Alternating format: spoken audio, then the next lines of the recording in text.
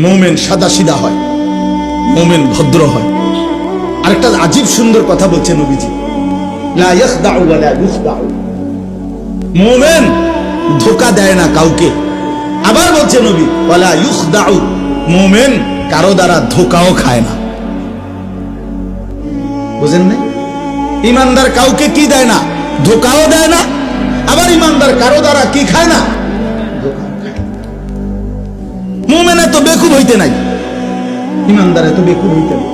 আমারে চালাইতেছে আরেকজনে কিল্লেগা।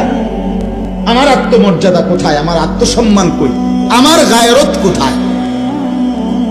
আমার আত্মপরিচয় কোথায়? আমি একবার ক্রিকেট খেলোয়াড়ের মতো, একবার ফুটবল খেলোয়াড়ের মতো, একবার সিনেমার নর্তকীর মতো, একবার নাটকের অভিনেতার মতো, একবার ইউরোপের কোন খেলোয়াড়, কাফের মুশরিক বেঈমান তাদের মতো আমি আমাকে বারবার সাজানো ঘুরাই